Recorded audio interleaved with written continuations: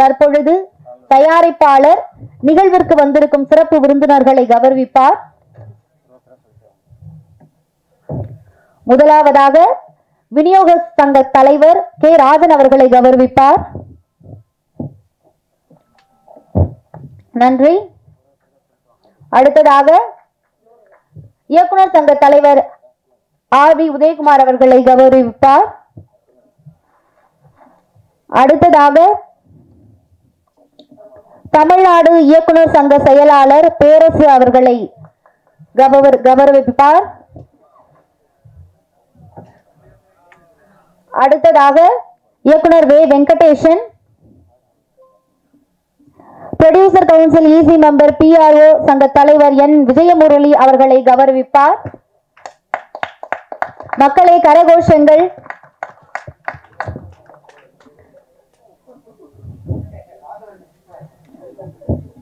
அடுத்தது பயில்வான் ரங்கநாதன் அவர்களை கௌரவிப்பார். அடுத்ததாக இசையமைப்பாளர் சிற்பி அவர்களை கௌரவிப்பார். தயாரிப்பாளர் வி மணிபாய் அவர்கள் வந்திருக்கும் சிறப்பு விருந்தினர்களை கௌரவிக்கிறார். அடுத்ததாக ஹீரோ டாக்டர் டிட்டோ அவர்களை கௌரவிப்பார். அடுத்ததாக ஹீரோயின் எம் சிம்ஹோ அத்வானி அவர்களை கௌரவிப்பார்.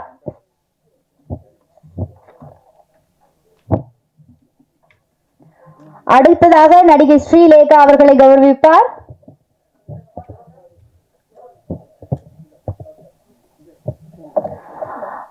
தயாரிப்பாளர் சித்ரா அவர்கள் தற்பொழுது நடிகை ஸ்ரீலேகா அவர்களை கௌரவிக்கிறார். அடுத்ததாக நடிகை டாக்டர் SK காயத்ரி அவர்களை கௌரவிப்பார்.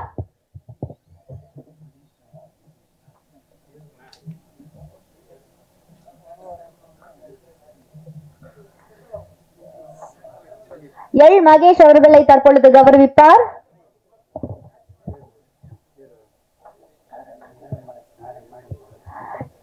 டைரக்டர் ஏழுமலை அவர்களை மேடைக்கு அழைக்கிறோம்.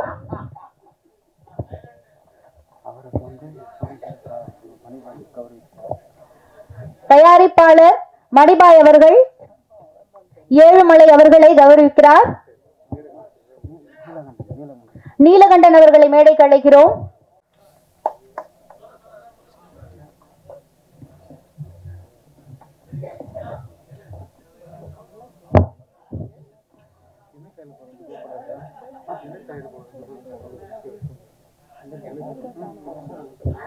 துணை தயாரிப்பாளர் MC அஸ்வந்த் அவர்களை மேடைக்கு அழைக்கிறோம். MC நிஷாந்த் அவர்களையும் மேடைக்கு அழைக்கிறோம்.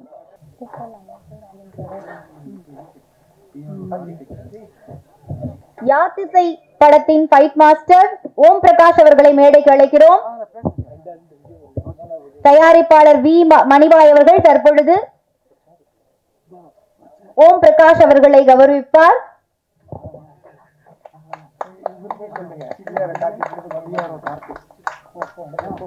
அடுத்ததாக PRO கார்த்திக் அவர்களை தயாரிப்பாளர் வி மணிபாய் அவர்கள் கௌரவிப்பார்.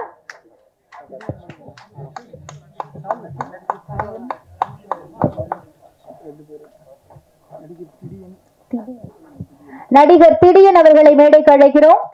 நடிகர் மணி அவர்களையும் மேடைக்கு அழைக்கிறோம். ஆடியோவை அனைவரும் இணைந்து தற்பொழுது வெளியிட இருக்கிறார்கள். மக்களே கரகோஷங்கள்.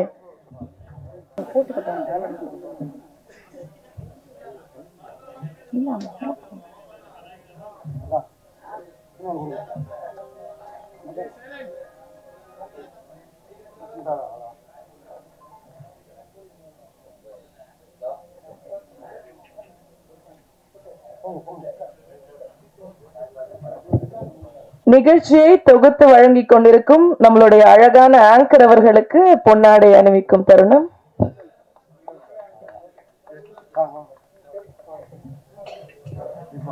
நன்றி நடிகை அழகி காயத்ரி அவர்களுக்கு.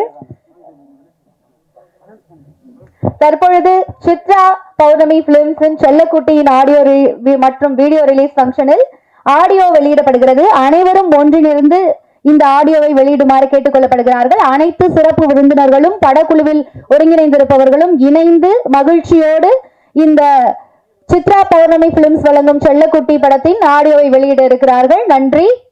மக்களை கரகோஷங்கள், கை தட்டுங்களேன், என்னதான் ஆகிவிட போகிறது.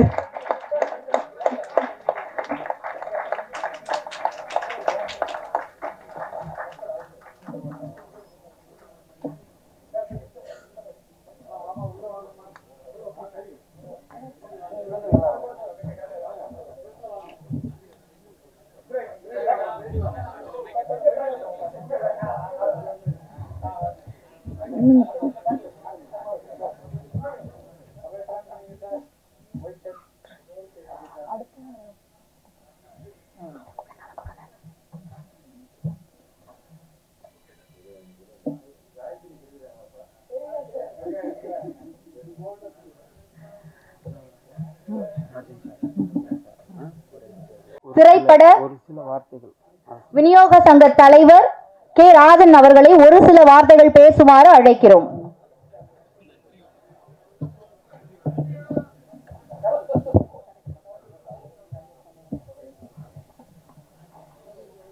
மேடையிலே செல்லக்குட்டி படத்தினை வாழ்த்துவதற்காக மேடையில் அமர்ந்திருக்கிற உதயகுமார், பேரரசு, முரளி, சிற்பி, பைல்வான் ரங்கநாதன் உள்ளிட்ட அத்தனை பேரையும், கதாநாயகன், கதாநாயகி, படத்தின் இயக்குனர் அத்தனை பேரும் வாழ்த்துகிறேன்.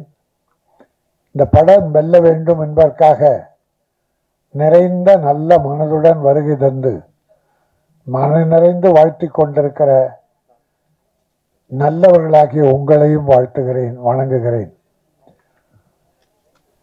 எடுத்த உடனே ஒரு அற்புதமான வார்த்தை சொன்னாங்க, ஒரு சில வார்த்தைகள் பேசுவாங்க. ஆக்சுவலாக அவங்களுக்கு மரியாதை கொடுங்கன்னா நன்றி வணக்கம் சொல்லிட்டு போய் உட்காரணும். இருந்தால் கூட எனக்கு 12 மணிக்கு சொன்னாங்க, நான் கரெக்டாக 12 மணிக்கு வந்துட்டேன். ஒருத்தரும் இல்லை, பயமாக இருந்தது.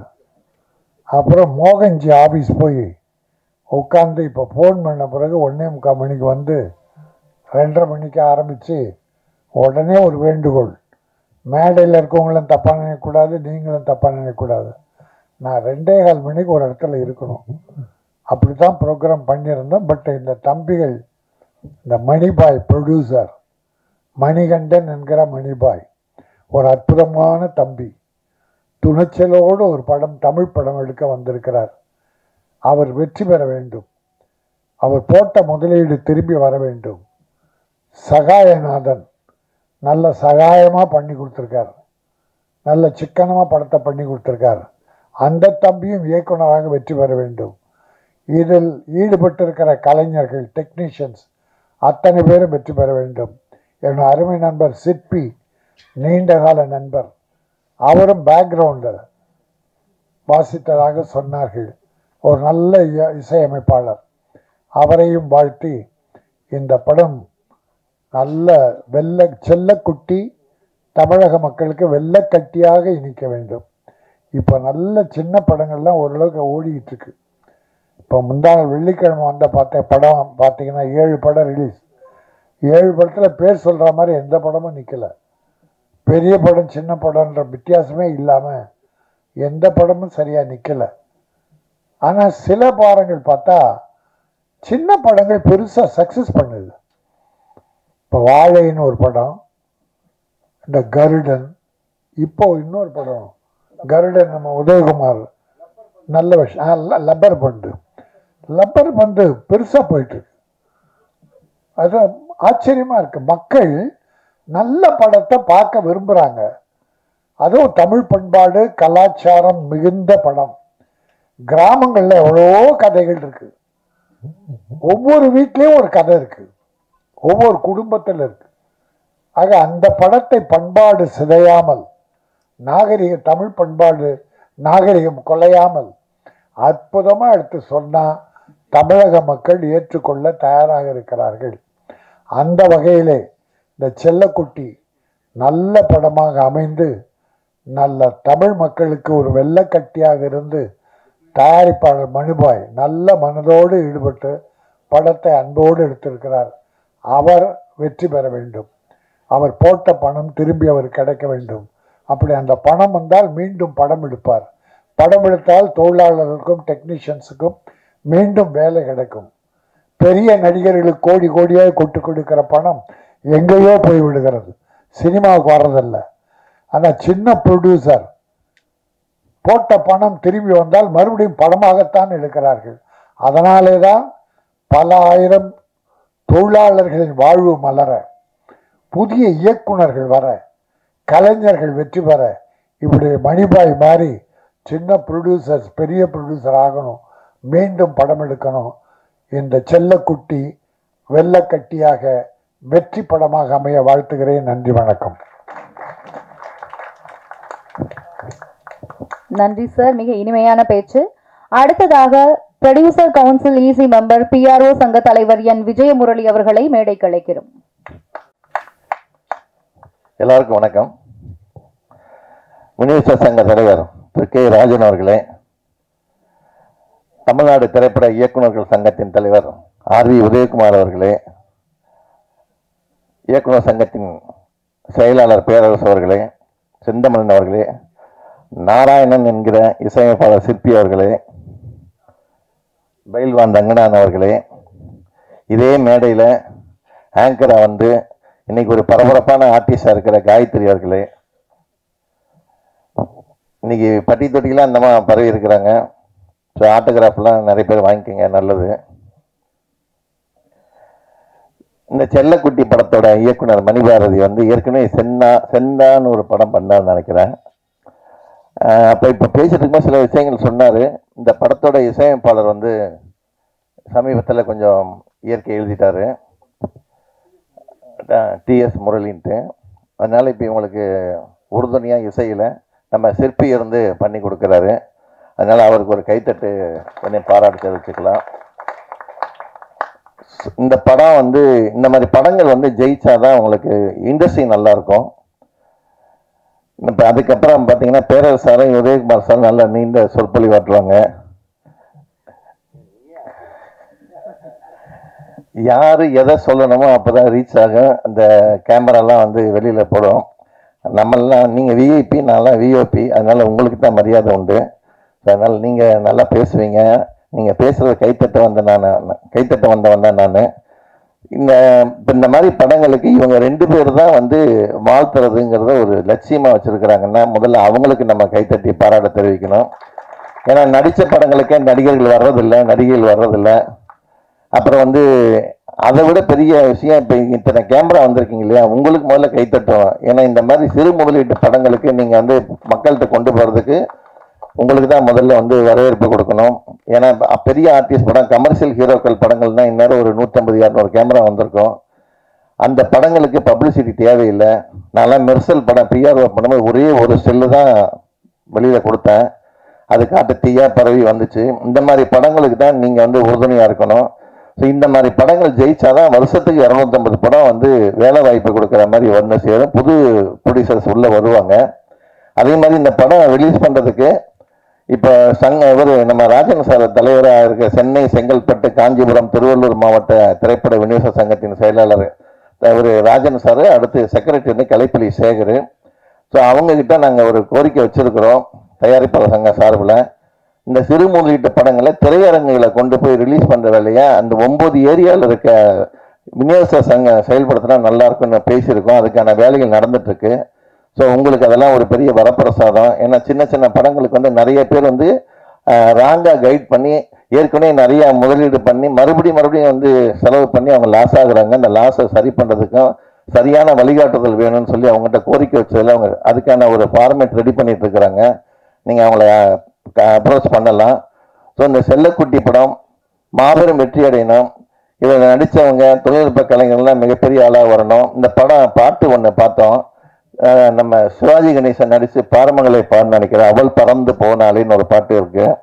எனக்குரிய அந்த டிஸ்டர்பன்ஸ் இருக்குதுனால இந்த படமும் இந்த பாட்டும் மிகப்பெரிய வெற்றி அடையும். எல்லா வல்ல இறைவனை வேண்டி விடைபெறுகிறேன். நன்றி, வணக்கம். செல்லக்குட்டி படத்தை எடுத்து தமிழ்நாடு முழுவதும் ரிலீஸ் செய்ய போகிற ஜெனீஷ் அவர்களை மேடைக்கு அழைக்கிறோம். நன்றி. அவருக்கு தற்பொழுது தயாரிப்பாளர் மரியாதை செலுத்துவார். மக்களை கரகோஷங்கள். நன்றி. நன்றி என் விஜயமுரளி சார் அவர்களுக்கு. மிக யதார்த்தமான தெளிவான உரை. அடுத்ததாக சிங்காரவேலன், எஜமான், கிழக்கு வாசல், சின்ன கவுண்டர், பொன்னுமணி உட்பட 16 திரைப்படங்களை இயக்கியுள்ளார். இயக்குனர் சங்க தலைவராக உள்ளார். 18 திரைப்படங்களில் நடித்துள்ளார். 19 படங்களுக்கு பாடலாசிரியராகவும் பணியாற்றி அவருடைய படங்களையும் பாடல்களையும் ஆசிரியர்கள் எம்ஃபில் PhD படிக்கிறவங்களாம் எடுத்து ஆராயக்கூடிய அளவிற்கு மிகச்சிறந்த இயக்குனர் தயாரிப்பாளர் RV உதயகுமார் அவர்களை மேடைக்கு அழைக்கிறோம். நான் சொன்ன மாதிரியே பேசி என்னை கூப்பிட்டாங்க.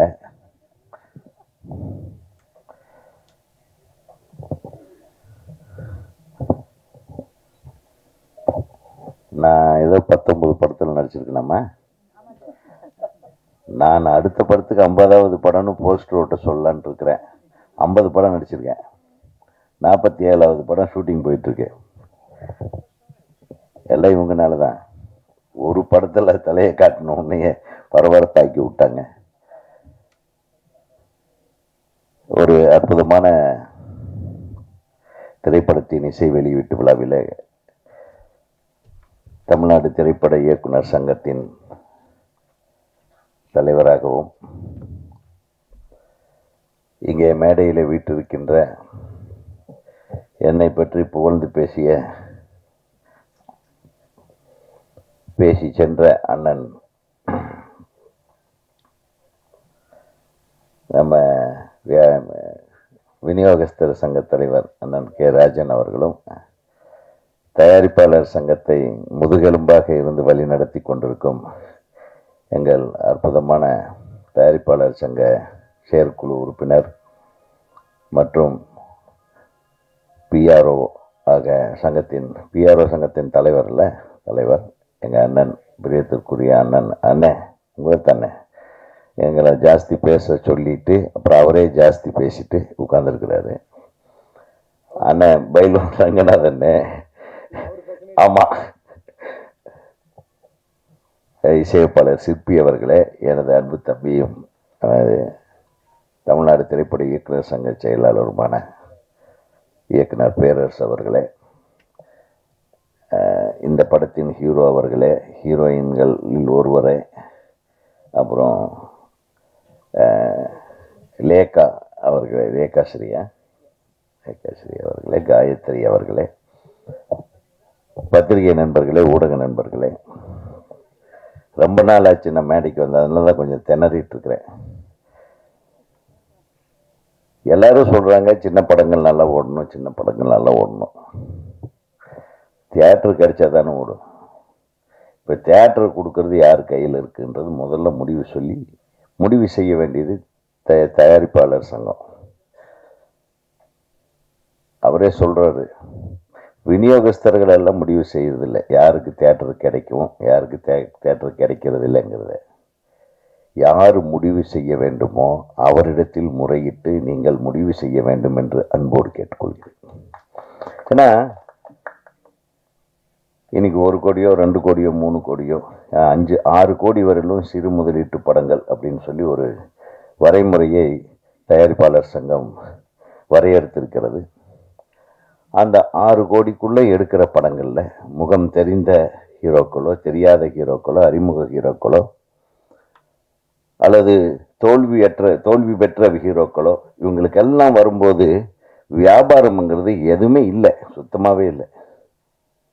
ஸோ வியாபாரம் இல்லாத ஒரு பொருளுக்கு எங்கே கொண்டு போய் வியாபாரம் பண்ணுறது? ஒரு கடையில் கொண்டு போய் வச்சா இது கொஞ்சம் கொடுங்கன்னு வாங்குவாங்க.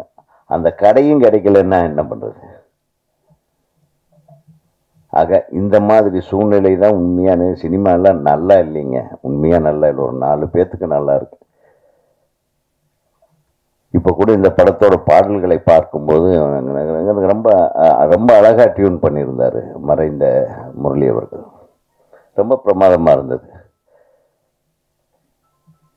அதுவும் மறைந்த முத்துக்குமார் அவர்களுடைய வரிகளில் இந்த முதல் பாட்டு ரொம்ப அற்புதமாக இருந்தது. அப்புறம் அண்ணன் சொன்னது போனால் என்ன பாட்டது, அவள் பாரு அவர் பறந்து போறார். அந்த பாடல் 2 பாடலுமே நல்லா இருந்தது, ரொம்ப இனிமையான இசையாக இருந்தது. இப்போ ரீரெக்கார்டிங் சொல்ல வேண்டியதில்லை. அவர் நட்புக்காக அன்புக்காக சிற்பி அவர்கள் மிக அற்புதமான இசையமைப்பாளர். அவர் இந்த படத்துக்கு உறுதுணையாக இருந்திருக்கிறது ஒரு மிகப்பெரிய விஷயம். ஏழுமலை அவர்கள், இயக்குனர் ஏழுமலை இந்த படத்திலே உறுதுணையாக இருந்து இந்த படம் முடிவடைவதற்கு ஒரு காரணமாக இருந்திருக்கிறார். அவரை நான் பாராட்ட கடமைப்பட்டிருக்கிறேன். தயாரிப்பாளர் சொன்னதை நான் இங்கே இருந்தாலும் ஒரு பண்பாடு கருதி சில விஷயங்கள் நம்ம வெளியே பேச முடியல. ரொம்ப நல்ல ப்ரொடியூசராக இருக்கார், ரொம்ப இனிமையானவர். முதல்லயே சினிமாவை பற்றி தெரிஞ்சது. அவர் இணை ஒளிப்பதிவாளராக பல படங்களிலே பணியாற்றி இருக்கிறார். இந்த படம் எடுக்கணும்னு வந்த டைம் தான் கொஞ்சம் பேட் டைமு, பட் நல்ல படம் எடுத்திருக்கீங்க. நிச்சயமாக இந்த எந்த முகமும் பார்த்தா முகம் சுளிக்கிற மாதிரி இல்லை, எல்லாமே அழகாக இருந்தது. அந்த எடுக்கப்பட்ட விதமும் பாடல் காட்சியாகட்டும், அது என்ன 2 ஹீரோ 1 ஹீரோயின் சப்ஜெக்டாக என்னமோ தெரியல, அது எனக்கு கொஞ்சம் புரியல.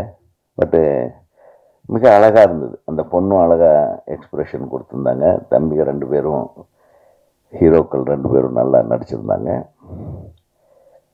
இந்த மாதிரியான படங்கள் நிச்சயமாக வாழை மாதிரி அண்ணன் சொல்கிற மாதிரி நிச்சயமாக ஓட வேண்டும். அந்த காலத்தில் பார்த்தீங்கன்னா பெரிய படங்கள் சின்ன படங்கள்னு இல்லாமல் எல்லா படங்களுமே ஓடும். ஒரு தீபாவளிக்கு ஒரு 15 படம் ரிலீஸ் ஆச்சுன்னா ஒரு 10 படம் தியேட்டர்களில் 100 நாள் ஓடிடும். அப்புறம் மீதி படங்கள் எல்லாம் இவர் 75 நாளாவது ஓடும், இல்லை 60 நாள் ஓடும், 50 நாள் ஓடும். எந்த படத்தை எடுத்த தயாரிப்பாளர்களுக்கும் நஷ்டம் இருக்காது.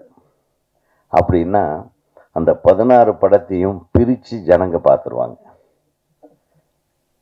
அப்போது சிவாஜி படம் வரும், எம்ஜிஆர் படம் வரும், முத்துராமன் படம் வரும், ஜெய்சங்கர் படம் வரும். இந்த மாதிரி எல்லா நடிகர்களுக்கென்றும் படம் இருக்கும். ஒரு சாமி படம் வரும், அதுக்குன்னு ஒரு கூட்டம் போகும். எத்தனை அழகாக இருந்த அந்த சினிமா.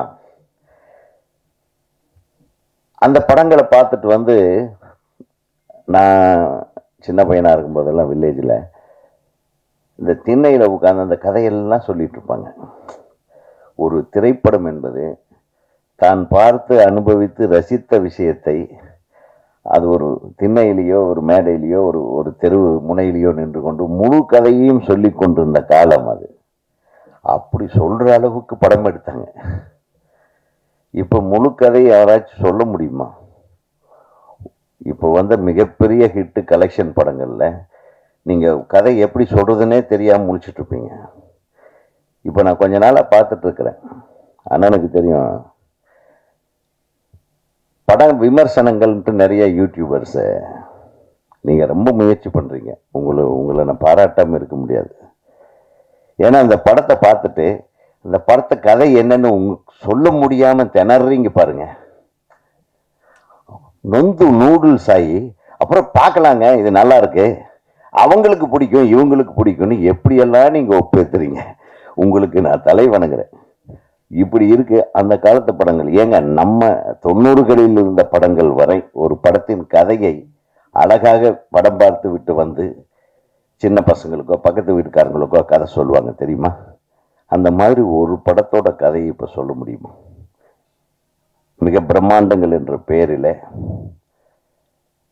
மக்களுடைய பாக்கெட்டை மட்டுமே எங்கே இந்த பாக்கெட்லேருந்து எவ்வளவு எடுக்கலான்றதை மட்டுமே மைண்டில் வச்சுட்டு ஸ்கிரிப்ட் பண்ணி அது உட்கார்ந்து ஜனங்க வேறு வழி இல்லாமல் எல்லா தேட்டர்லேயும் அதே படத்தை போட்டு வேறு எங்கேயுமே போக முடியாது, நீங்கள் அங்கே தாண்டா வந்தாகணுன்றது கட்டாயப்படுத்தி இன்றைக்கு வசூல் வேட்டையில் ஈடுபடுகிறார்கள். இது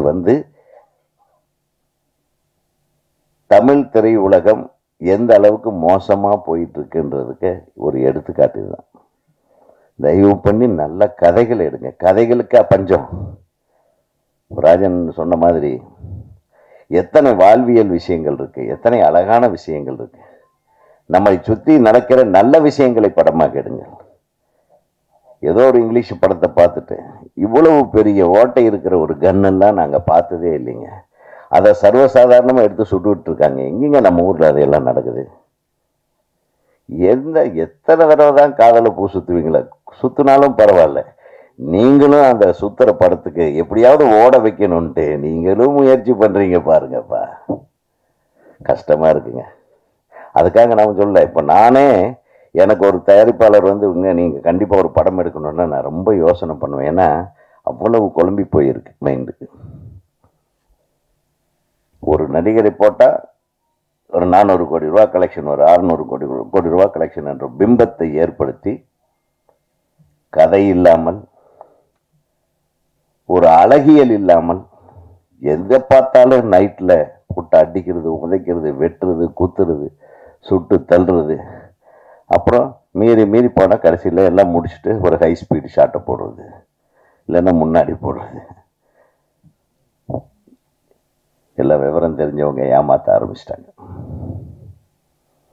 சினிமாவை நம்ம தான் காப்பாற்றணும். சினிமா எப்பவுமே நல்லா தான் இருக்கு. சினிமாக்காரர்கள் தான் சினிமாவை ஏமாற்றுகிறார்கள். சினிமா யாரையும் ஏமாற்றுவதில்லை. நான் சொல்றேன், உண்மையிலுமே ரொம்ப மனசுக்கு கஷ்டமா இருக்கு. நல்ல படங்கள்னு நம்ம சொல்லி சந்தோஷப்படக்கூடியது 1% கூட இல்லை. 1%க்குள்ளதான் நல்ல படங்கள் என்பது வருகிறது. இன்னைக்கு பாருங்க, தெலுங்கு ஃபிலிம் இண்டஸ்ட்ரியில் பிரமாதமா படம் எடுக்க ஆரம்பிச்சிட்டோம். கன்னடா இண்டஸ்ட்ரி நம்ம தமிழ் படத்தை விட நல்லா எடுக்கிறாங்க.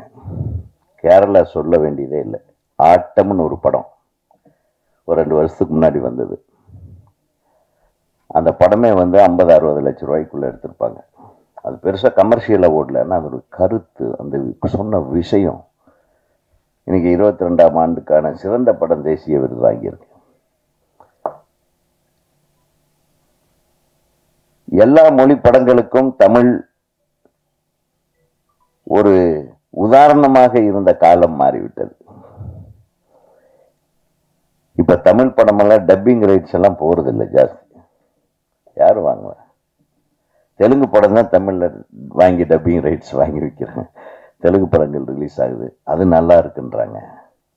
ஆக எல்லோருமே சிந்திக்க வேண்டியது, குறிப்பாக பத்திரிகையாளர்கள், நான் உங்களுக்கு சொல்றேன், ஒரு படத்திற்கு தெளிவான விமர்சனத்தை செய்யுங்க. நல்லா இருந்ததுன்னா நல்லா இருக்குன்னு எழுதுங்க, நல்லா இல்லைன்னா ஏன் நல்லா இல்லைன்னு எழுதுங்க. அவங்க அந்த மாதிரி படம் திருப்பி எடுக்கக்கூடாத அளவுக்கு நீங்க விமர்சனம் பண்ணுங்க. அதுதான் உண்மை. சும்மா போய் அப்படியே போட்டு அப்படியே ஒரு பூஸ்ட் அப் பண்ணிட்டு நீங்களும் சேர்ந்து ஜனங்களை ஏமாத்திடாதீங்க. இது என்னுடைய வேண்டுகோள். நான் சொல்றேன், ஏன்னா நம்ம ஒரு காலத்தில் நம்ம அவ்வளவு கண்ணில் ரத்தம் வர்ற மாதிரி ராத்திரி எல்லாம் தூங்காம காலையில் ஃபர்ஸ்ட் ஷாட் எப்படி எடுக்கிறது, மத்தியானத்துக்குள்ளே இந்த சீன் எப்படி எடுக்கிறது, இப்படி எல்லாம் திங்க் பண்ணி பாதி நரம்பு சரியாக வேலை செய்யாமல் போனாங்க. இந்த டைமில் நான் சொல்கிறேன், உண்மையாகவும் சொல்கிறேன். ஏன்னா எல்லா உண்மையான கலைஞனுக்கு, ஒரு டைரக்டருக்கு, கேமராமேனுக்கெல்லாம் அவங்களுக்கு ஃபஸ்ட்டு வந்து பிரெயின் தான் அஃபெக்ட் ஆகும். அப்படியெல்லாம் கஷ்டப்பட்டு நடித்தவர்கள் இருக்கிறார்கள். சிவாஜி கணேசனை போல இன்னைக்கு கஷ்டமே படாமல் நடிச்சு காசு வாங்குறவங்களும் இருக்காங்க. கஷ்டப்பட்டு எடுத்த இயக்குநர்கள் இருக்காங்க. இன்னைக்கு ஜாலியா வந்து படம் பண்றாங்க. சில டைரக்டருக்காக நான் சொல்றேன், குறிப்பா சொல்றேன், இயக்குநர்கள் மீதும் தவறு இருக்கிறது. முழுமையா ஒரு கிராஃப்டை தெரிஞ்சிட்டு வந்து படம் எடுக்கணும். இங்க படம் எடுக்க தெரிஞ்சுக்கிறாங்க. முதலையாவது ஃபில்ம் ரோலில் ஃபில்ம் ஷூட் பண்ணுவாங்க. நமக்கு இத்தனை 1000 அடிக்குள்ள நம்ம ஒரு படத்தை எடுக்கணும், அந்த கட்டாயத்தில் இருப்போம். ஒரு சீனுக்கு கிட்டத்தட்ட ஒரு 400 அடி ஷூட் பண்ணால் 200 அடி, அதாவது ஒரு 2 நிமிஷ படம் நம்ம ரெடி பண்ணலாம். இந்த ரேஷியோவில் பார்த்தீங்கன்னா ஒவ்வொரு ஃபில்ம் ரோல் ஒவ்வொரு அடியும் நமக்கு பணம் போட்டு வாங்கணும். டெய்லி போய் பணம் வாங்கிட்டு வருவாங்க ப்ரொடியூசர்ஸ் லேபில். இப்போ அது இல்லை. இப்போ டிஜிட்டல் வந்த கடைசியில் எத்தனை நிமிஷத்துக்கு அவங்க படம் எடுக்கிறாங்கன்னே தெரியாது. அங்கே ஒரு கேமராவை, இங்கே ஒரு கேமராவை, அங்கே ஒரு கேமராவை, ஒவ்வொரு கேமராவுக்கும் விலை இருக்கு. அதை எடிட் பண்ணுறது, எல்லா கண்டென்ட்டையும் பார்த்து எடிட் பண்ணுறாங்களன்றதே ஒரு டவுட்டாக இருக்கு. நான் அவ்வளவு கண்டென்ட்டு. ஆக planning is a must. Plan பண்ணி ஒரு இயக்குனர், ஒரு தயாரிப்பாளர், நல்லா பிளான் பண்ணி படம் எடுத்த ஒரு தயாரிப்பாளரை காப்பாற்ற முடியும். பிளான் பண்ணி ஒரு தயாரிப்பாளர் இவ்வளவு நாளுக்குள்ள எடுக்கணும்ன்றது ஒரு டைரக்டரும் ஒரு நடிகரும் ஒரு தயாரிப்பாளர் உட்கார்ந்து பேசி படம் எடுத்தாங்கன்னா ஓரளவுக்கு உங்க நஷ்டத்தை தவிர்க்க முடியும். அதையெல்லாம் மீறி ஒரு மிகச்சிறந்த கதையை, ஒரு மிகச்சிறந்த விஷயத்தை நீங்கள் அழகாக எடுப்பீர்கள் என்றால் உங்களை நீங்கள் தற்காத்து கொள்ள முடியும். இந்த 3 இல்லைன்னா ரொம்ப கஷ்டம், சினிமாவே எடுக்கக்கூடாது. அதுதான் உண்மை. அது உங்களையும் வருத்தி, படமே யாரும் வாங்க மாட்டேன்றாங்கன்னு வாங்குறவங்களையும் வருத்தி, தியேட்டர் கொடுக்க மாட்டேன்றாங்கன்னு தியேட்டர்காரங்களையும் திட்டி, நம்ம நல்ல படம் எடுத்தா நிச்சயமாக நாம் வெற்றி பெற முடியும். அந்த நல்ல படம் வரிசையிலே செல்லக்குட்டியும் இருக்க வேண்டும், இருக்கும் என்று மணிபாய் என்ற இந்த தயாரிப்பாளருக்கும் இந்த படத்திலே பங்கு பெற்றிருக்கும் அனைத்து தொழில்நுட்ப கலைஞர்களுக்கும் நடிகர் நடிகைகளையும் வாழ்த்தி நான் விடைபெறுகிறேன். நன்றி, வணக்கம். தெளிவான உரை, நன்றி. இயக்குனர், இசையமைப்பாளர், பாடகர் திருப்பதி, சிவகாசி, பழனி உட்பட பல படங்களை இயக்கியுள்ளார். நிறைய படங்களில் நடித்துள்ளார், இசையமைத்திருக்கிறார். இயக்குனர் பேரரசு அவர்களை ஒரு சில வார்த்தைகள் பேச மேடைக்கு அழைக்கிறோம்.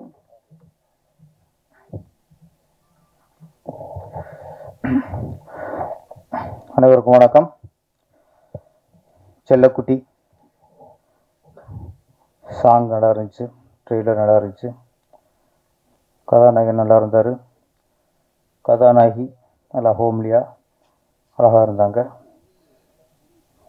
படம் நிறைய படங்கள் இப்போ வர்ற படங்கள் பார்க்குறோம். இதில் இந்த படம் மேக்கிங் தெளிவாக இருந்துச்சு. சாங்ஸ் ஒரு பாடலும் சரி, பாடலை காட்சி அமைத்ததும் சரி, அவ்வளோ ரசிக்கிற மாதிரி இருந்தது. ரொம்ப நாளாச்சு இந்த மாதிரி காதல் படம் பார்த்து. இப்போ 96 படம் வந்துச்சு. அந்த காலகட்டத்தில் உள்ள காதல் வந்து எப்போவுமே ரசிக்கிற மாதிரி இருக்கும். அந்த டைப்பில் தான் இந்த செல்லக்குட்டி கொஞ்சம் முன்னாடி ஒரு 10-15 வருஷத்துக்கு முன்னாடி எடுத்த அந்த ஒரு மேக்கிங் ஸ்பீடாக பண்ணுறதுங்கிறதுலாம் அது ஒரு மேக்கிங் இல்லை. அது மக்கள் ரசிக்கிற மாதிரி பண்ணணும். நம்ம என்ன டேரக்டர் என்ன சொல்ல வரோனோ அதை மக்கள் அப்படியே உணரணும். நம்ம ஃபீல் பண்ணுறத மக்களும் ஃபீல் பண்ணணும். அதை எடுத்து கொடுக்குறது தான் ஒரு இயக்குனரோட சரியான அதான் டைரக்ஷனுக்காக தான். ஒரு சோகா காட்சி எடுத்தோம்னா ஆடியன்ஸை கண் கலங்க வைக்கணும். சீன் அழுதுக்கு இருப்பான், நம்மளால் அப்படியே படம் முடிப்பாங்கிட்டு இருப்பான். ஏன்னா அது காட்சி ஆக்குற விதம். இதில் அந்த இது இருந்துச்சு.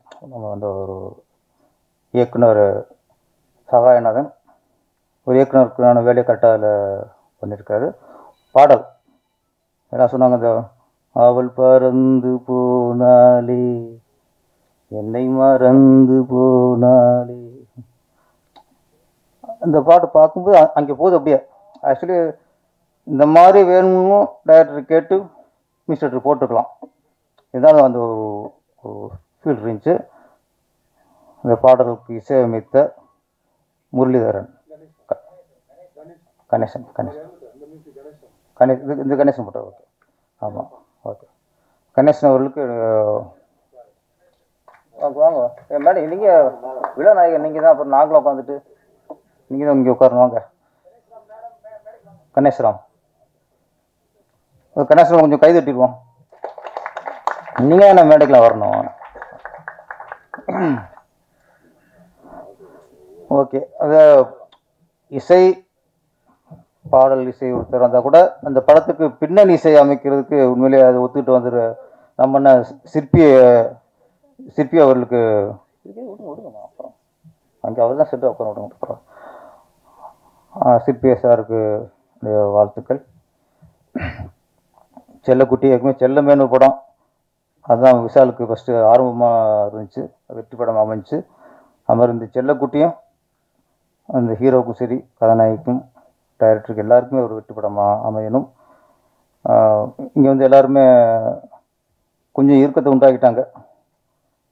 சிறிய படங்கள் அப்படி பயமுறுத்துகிறாங்க. படம் நல்லா தான் கண்டிப்பாக ஓடும். நான் இப்போ கொஞ்சம் பரவாயில்ல. மாண்புமிகு துணை முதலமைச்சர் உதயநிதி ஸ்டாலின் அவர்கள் ஒரு துணை முதலமைச்சராக இருக்கார். அவருக்கு வாழ்த்துக்கள்.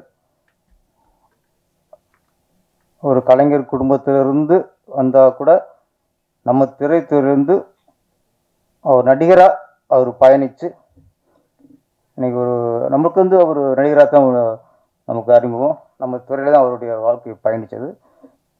இன்றைக்கி அந்த நடிகர் ஒரு துணை முதலமைச்சராக இருக்குது நமக்கு எல்லாருக்குமே மகிழ்ச்சியான விஷயம். உதயகுமார் சார் சரி, ராஜன் சார் அவர்களும் இந்த சிறு படங்களுக்கு எப்படி காப்பாற்றுறது, அதுக்கு தியேட்டருக்கு எப்படி மக்களை வரவழைக்கிறது, அது இன்னொன்று பார்த்தா இன்றைக்கி தயாரிப்பு சங்கத்தில் ஒவ்வொரு சங்கமாக கூப்பிட்டு இருக்காங்க. இயக்குனர் சங்கம், ஒளிப்பதிவாளர் சங்கம், எடிட்டர் சங்கம், எழுத்தாளர் சங்கம், ஒவ்வொரு சங்கமாக கூப்பிட்டு இருக்காங்க. என்னோடய வேண்டுகோள் எப்படின்னா, இன்றைக்கி நம்ம திரைத்துறையிலிருந்து இன்றைக்கி ஒரு துணை முதலமைச்சராக இருக்கார் உதயநிதி ஸ்டாலின் அவர்கள். அவரிடம் இதை பற்றி பேசணும். இப்போ இங்கே நம்ம உதயகுமார் சார் அவ்வளோ ஆதங்கத்தை கொட்டினார். அவரோட பேச்சை கேட்கும்போது நமக்கு சினிமா நேசிக்க எல்லாருக்குமே ஒரு வழி வரும். அதான் நமக்கு வருது. இன்றைக்கி ஒன்றும் இல்லை, ஒரே 2 விஷயத்தில் முடிச்சிட்டேன். 2 விஷயம் தான். எம்ஜிஆர் காலத்துலையும் சரி, ரஜினி காலத்துலையும் சரி, எனக்கு ஒரு 20 வருஷத்துக்கு முன்னாடி சரி, திரைப்படம்ங்கிறது அது ஒரு ஏழைக்கான ஒரு சாதனம். அப்போ தியேட்டருக்கு போனோன்னா யார் போவாங்கன்னா, ஆட்டோ ஓட்டுறவங்க, ரிக்ஷா ஓட்டுறவங்க, ரோட்டு வேலை பார்க்குறவங்க, விவசாயம் பண்ணுறவங்க, கட்டட வேலை பார்க்குறவங்க, இப்படி உழைக்கிறவங்க எல்லாருமே அந்த உழைப்பின் களைப்பை தீர்க்கிறதுக்கு போகிற இடமாகத்தான் திரையரங்கம் இருந்தது. அன்னைக்கு பணக்காரர்கள் படம் எடுத்தார்கள், ஏழைகள் படம் பார்த்தார்கள். இன்று பணக்காரர்களும் படம் பார்க்கிறார்கள், தயாரிப்பில் ஏழையாக விடுகிறார்கள். ஏன்னா இன்றைக்கி ticket rate, mall rate, parking rate எல்லாத்தையும் ஒரு சராசரி அடித்தர மக்கள்லாம் போய் பார்க்குற இடமே இல்லை. பணக்காரர்கள் பார்க்குறதுக்கு ஒரு தியேட்டர் வேணும், நடுத்தர மக்கள் பார்க்குறதுக்கு அவங்களுக்கான ஒரு தியேட்டர் வேணும். அடித்தர மக்கள், ஏழை மக்கள் அவங்க பார்க்குறதுக்கான ஒரு தியேட்டர் வேணும். டிஃப்ரெண்ட் வேணும். இன்றைக்கி எல்லாமே ஒன்றா இருக்குது. எல்லா இடத்துலையும் 150 ரூபா டிக்கெட்டு. அப்படிங்கும்போது எப்படி ஏழைகள் எப்படி போவான்? நான் இன்று துணை முதலமைச்சராக இருக்க நம்ம துறையை என்னை பொறுத்த வரைக்கும் நம்ம துறையிலிருந்து ஒருத்தர் போய் துணை அமைச்சராக இருக்கார். அந்த படம் நான் பார்ப்பேன். அப்போ அவர் சினிமாவுக்கு சில பண்ணணும். நம்ம ஒரு வேண்டுகோள் தான், ஏழைகள் பார்ப்பதற்கான திரையரங்குகளை அரசு கட்ட வேண்டும். எப்படி ஏழைகள் சாப்பிடுவதற்கு ஒரு அம்மா உணவுன்னு ஜெயலலிதா கொண்டு வந்தாங்கல்ல, இன்னைக்கு எத்தனை ஏழைகள் அம்மா உணவு சாப்பிட்றாங்க. இங்கே சினிமா துறையிலேயே ஒரு ரொம்ப ஏழ்மையில் உள்ள தொழிலாளர்கள்லாம் நிறைய பேர் அம்மா உணவு தான் சாப்பிடுவாங்க. அதே மாதிரி ஏழைகளை பார்ப்பதற்கு அரசு திரையரங்கம்னு ஒன்று உருவாக்குங்க.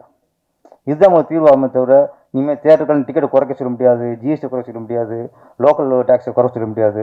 அதெல்லாம் ஏறுனா தான், அதெல்லாம் நீ இறக்கிறதுக்கே வழியெல்லாம் போயிடும்.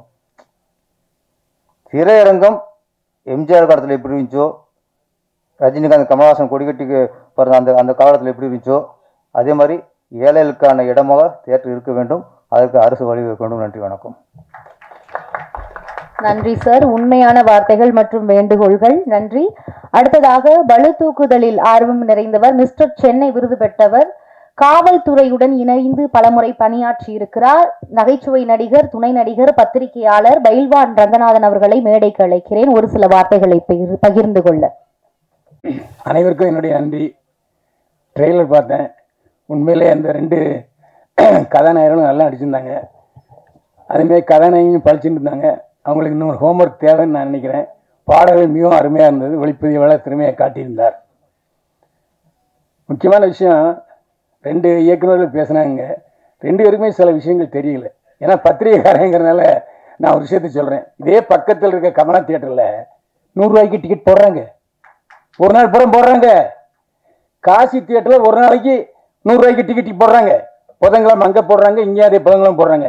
இதே வாரம்புறம் போடுறதுக்கு என்ன கேடு? அங்கே சிஎஸ்டி இல்லையா? ஸோ தெரிந்து கொள்ளுங்கள், இந்த மாதிரி 2 திரையங்கம் ஒன்று வந்திருக்கு. உட்காந்து பேசுங்க. எதுக்கு புரோக்கர்களை நம்புறீங்க? இது ஒரு கேள்வி.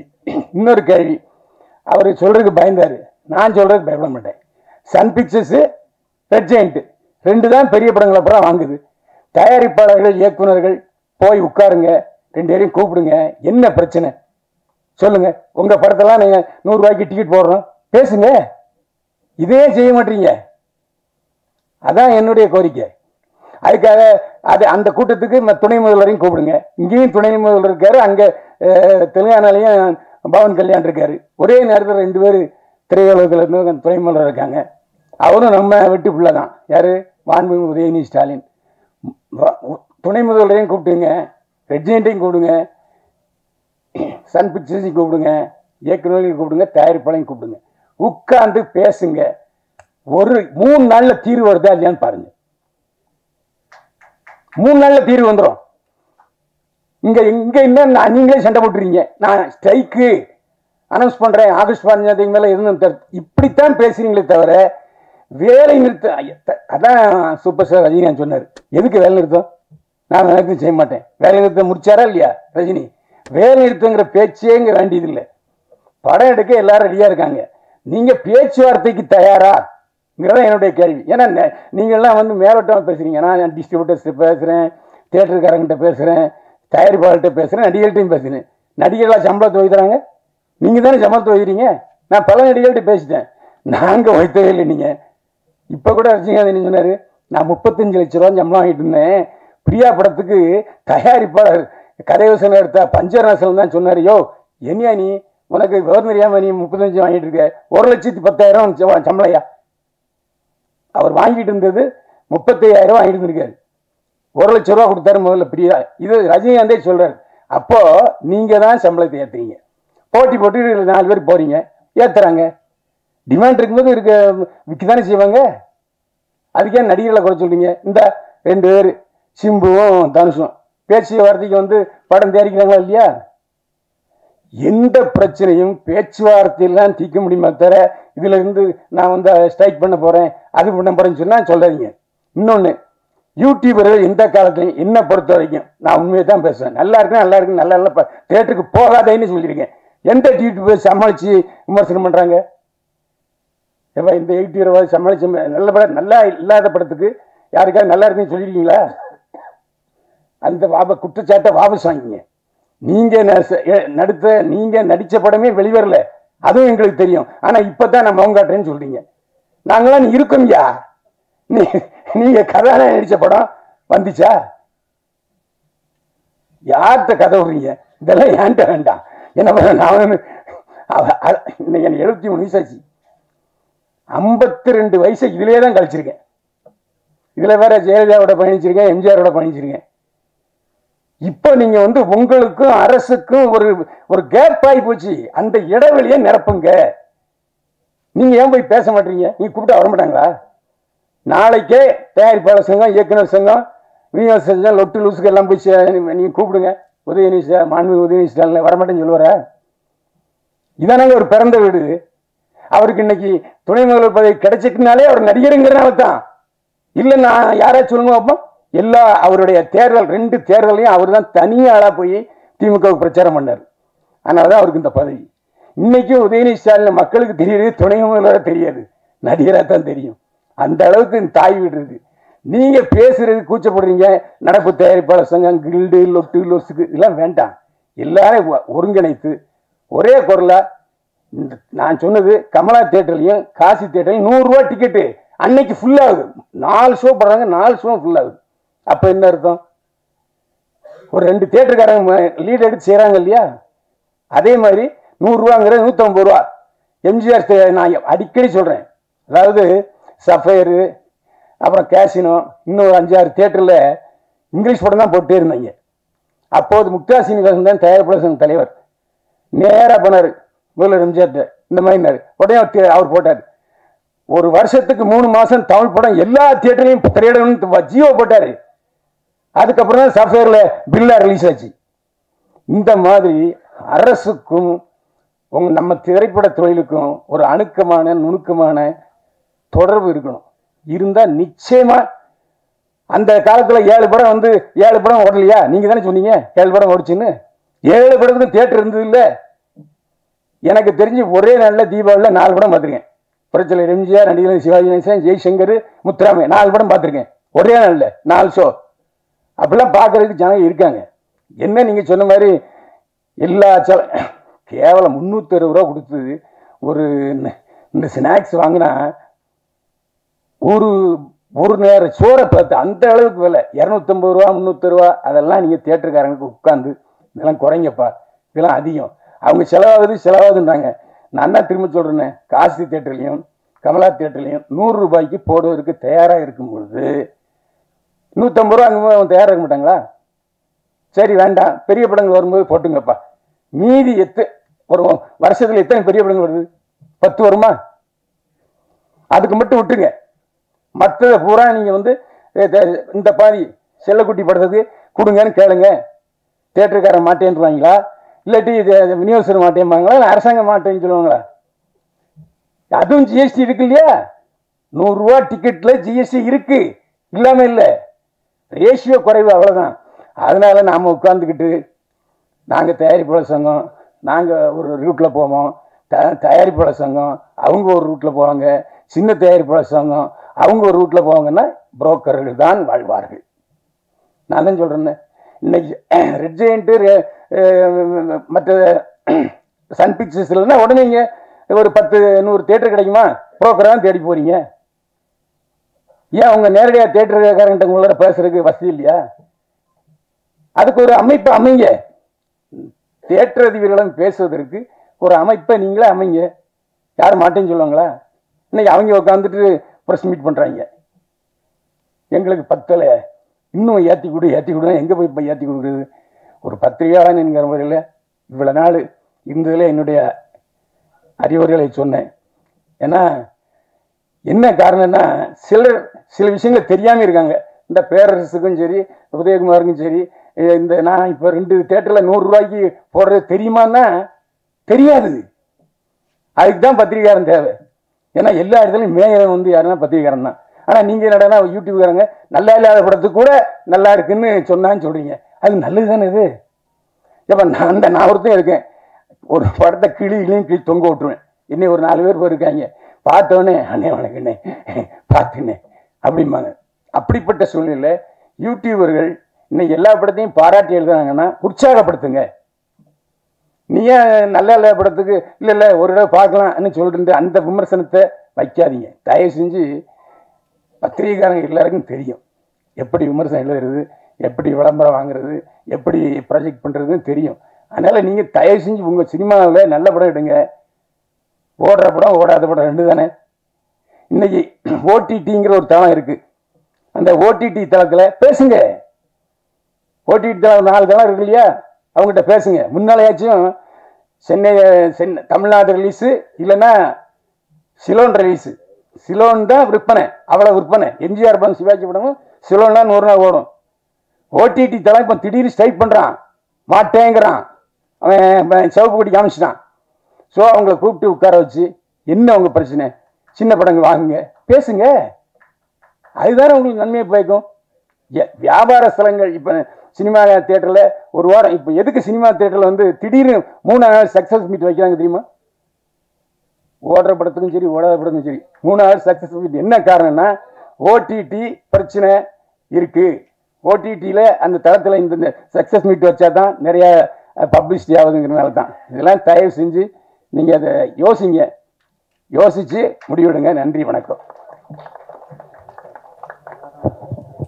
ரௌத்ரம் நிறைந்த பேச்சுக்கு நன்றி சார். அடுத்ததாக 60க்கும் மேற்பட்ட படங்களை இசையமைத்தவர், பின்னணி பாடகர், மேலும் 2002ஆம் ஆண்டு உன்னை நினைத்து என்ற படத்துக்கு தமிழக அரசில் சிறந்த இசையமைப்பாளர் விருது பெற்றிருக்கிறார். 1997 தமிழக அரசின் கலைமாமணி விருது பெற்றிருக்கிறார். இசையமைப்பாளர் சிற்பி அவர்களை ஓரிரு வார்த்தைகள் பேச மேடைக்கு அழைக்கிறோம். அனைவருக்கும் வணக்கம். மேடையில் அமர்ந்திருக்கும் கலையுலக ஜாம்பவான்கள் அனைவருக்கும் வணக்கம். மற்றும் இங்கே அமர்த்துகின்ற பத்திரிகை நண்பர்கள் அனைவருக்கும் என்னுடைய பணிவான மதிய வணக்கம். நேரமின்மை காரணத்தால் டீட்டெயிலாக என்னால் பேச முடியல. பட் இருந்தாலும் ஒரு வார்த்தை இந்த தயாரிப்பாளரையும் இந்த டீமை பற்றி நம்ம பேச வேண்டிய கடமை நமக்கு உள்ளது. இந்த மணிகண்டன் என்ற மணிபாய் தான் இந்த படத்தோட ப்ரொடியூசரு. அவர் ஒரு 3 மாதத்துக்கு முன்னாடி என் வீட்டுக்கு வந்து, சார் ஒரு படம் எடுத்துருக்கிறேன், எனக்கு RR மட்டும் பண்ணி கொடுக்கணும் அப்படின்னு சொன்னார். மியூசிக் யார் சார் பண்ணியிருக்கிறான்னு கேட்டேன். TS முரளிதரன். சரி படத்தை காட்டுங்க அப்படின்னு கேட்டேன். படத்தை போட்டு காட்டினார். உண்மையாகவே மிக பிரமாதமாக ஒரு நல்ல படம் அப்படிங்கிறது படம் பார்க்கும்போதே தெரிஞ்சது. படம் இப்போ நான் டபுள் பாசிட்டிவ் பார்க்கும்போதே எனக்கு 2-3 இடத்துல டியர்ஸ் வந்தது. உண்மையாகவே அற்புதமான படம். ரொம்ப நாளுக்கு அப்புறம் ஒரு ட்ரையாங்கல் லவ்வை ரொம்ப எளிமையாக மிக பிரம்மாண்டமாகவும் அழகாக சொல்லியிருக்கிறாரு. செந்தமிழன் சார் ரொம்ப அற்புதமாக அந்த படத்துக்கு டைலாக் எழுதியிருக்கிறாரு. அவர் ஹீரோயினுடைய ஃபாதராக வேறு நடிச்சிருக்கிறாரு. பார்த்துருப்பீங்க செந்தமிழ் சார், உங்களுக்கெல்லாம் தெரியும். சிந்துநதி பூ டைரக்டரு மிக சிறப்பாக பணியாற்றிருக்கிறாரு. அது இல்லாமல் வந்து பார்த்தீங்கன்னா இந்த படத்தை தூக்கி சுமந்தது பார்த்தீங்கன்னா அவர் ப்ரொடியூசர் மணிபாய் சார் தான். உண்மையாகவே நான் சகாய்நாதன், இந்த படத்தோட டைரக்டர் சகாய்நாதன் நான் மீட் பண்ணல, யாரையுமே நான் மீட் பண்ணல. என் கூட வந்து படத்தை கொடுத்துட்டு நான் சொன்னேன், ஒரு 15 days டைம் கொடுங்க சார், இந்த படத்துக்கு நான் RR முடிச்சுட்டு உங்களை கூப்பிட்றேன் அப்படின்னு. 15 days கழிச்சு வந்து பார்த்தாரு. படம் பார்த்துட்டு RR ரொம்ப பிடிச்சிருந்தது. நான் ஆக்சுவலி வந்து TS முரளிதரனும் கணேஷ் ராமும் சாங் பண்ணியிருந்தனால அந்த சாங்கோட ஸ்டெம்ஸ் எல்லாம் கொடுங்க சார், RR பண்ணும்போது அந்த சாங்கை ஒட்டியே வந்து RR பண்ணோம்னா நல்லாயிருக்கும் அப்படின்னு சொல்லி போட்டு அந்த சாங்ஸ் எல்லாம் கொடுத்தா. அப்படியே உண்மையாகவே சொல்கிறேன், நான் வந்து ஒரு 15 days ஃப்ரேம் பார்த்து ரீரெக்கார்டிங் பண்ணியிருக்கேன். இது வரைக்கும் ஒரு 5-6 தடவை இந்த படத்தை பார்த்துருப்பேன்.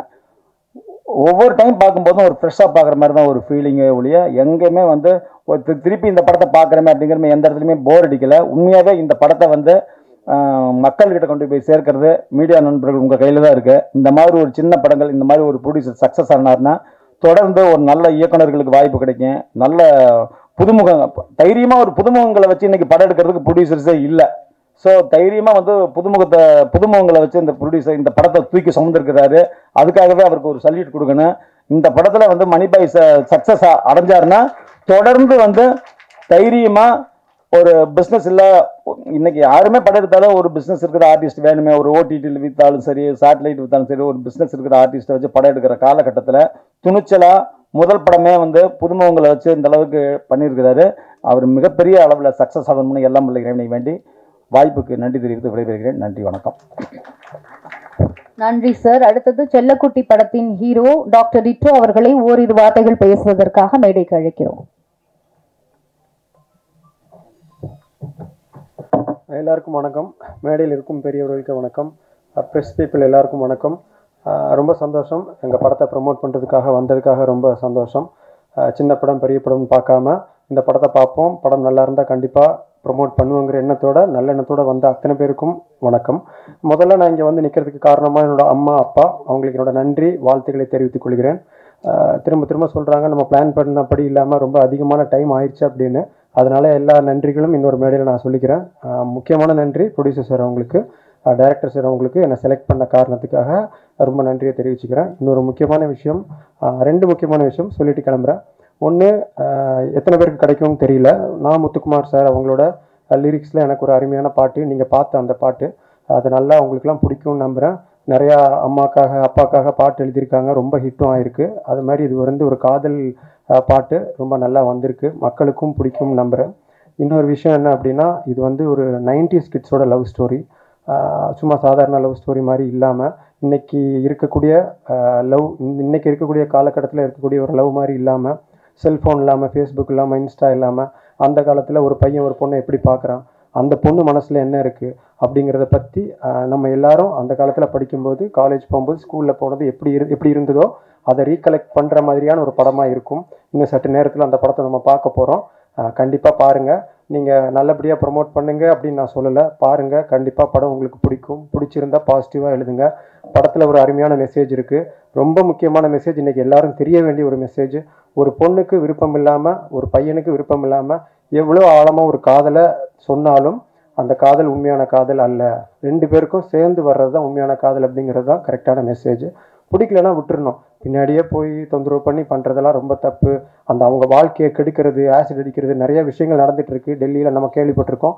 அந்த மாதிரிலாம் பண்ணக்கூடாதுங்கிற ஒரு அற்புதமான மெசேஜை இதை சொல்லியிருக்காங்க. எல்லாரும் சப்போர்ட் பண்ணுங்கள். வாய்ப்புக்கு நன்றி, வணக்கம். நன்றி சார். அடுத்ததாக செல்லக்குட்டி படத்தின் ஹீரோ மகேஷ் அவர்களை ஓரிரு வார்த்தைகள் பேசுவதற்காக மேடைக்கு அழைக்கிறோம். வந்திருக்க ப்ரெஸ் மீடியா பீப்புள்ஸ் எல்லாருக்கும் நன்றி.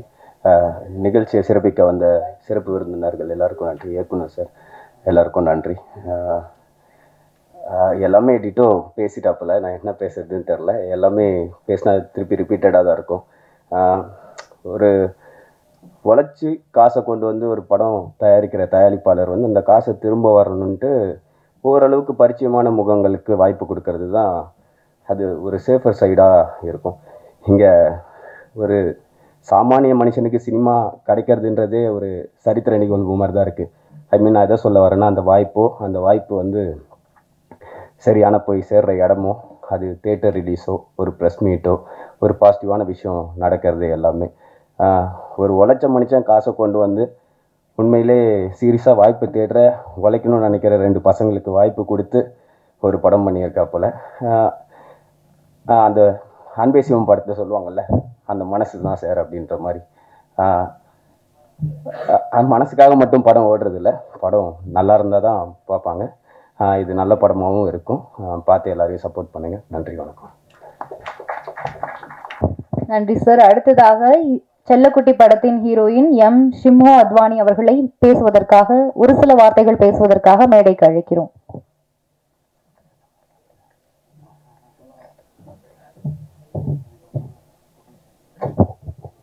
எல்லாருக்கும் வணக்கம். அண்ட் ப்ரெஸ் அண்ட் மீடியாவில் வந்திருக்கவங்களுக்கும் வணக்கம். மேடையில் எல்லாருக்குமே வணக்கம். இந்த படத்தோட சாங் அண்ட் ஆடியோலாம் பார்த்துருப்பீங்க, எல்லாருக்கும் பிடிச்சிருக்கோன்னு நினைக்கிறேன். அண்ட் ரொம்ப முக்கியமாக ஒன்று சொல்லணும், ப்ரொடியூசர் மணி சாருக்கு ரொம்ப thank you sir for giving me this beautiful opportunity. And எல்லாருக்குமே இந்த படம் ரொம்ப பிடிக்கும்னு நினைக்கிறேன். ஏன்னா இந்த பெண்களுக்கு ஒரு நல்ல மெசேஜ் இருக்குது இந்த மூவியில். கண்டிப்பாக எல்லாருமே பார்த்து தெரிஞ்சுக்கணும். அண்ட் நல்ல ஒரு கம்ப்ளீட் ஃபேமிலி என்டர்டைன்மெண்ட் மூவி, எந்த ஒரு 18+ இல்லாமல் நல்ல மூவியாக இருக்குது. ஸோ எல்லாருமே பார்த்து கண்டிப்பாக பிடிக்கும்னு நான் நம்புகிறேன். தேங்க்யூ.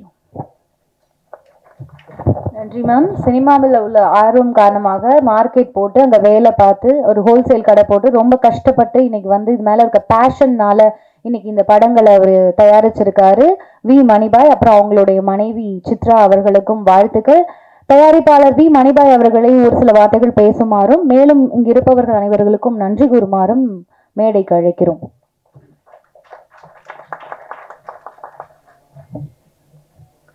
பிரசு நண்பர்களுக்கு அனைவருக்கும் வணக்கத்தை தெரிவிச்சுக்கிறேன். நான் இவ்வளோ நேரம் பொறுமையாக கேட்டுக்கிட்டு இருக்கிறதுக்கு ரொம்ப நன்றி. நேரம் இல்லாமல் அந்த மாதிரி ஆயிடுச்சு. உங்களுக்கு மூலம் நன்றி நான் தெரிவிச்சுக்கிறேன்.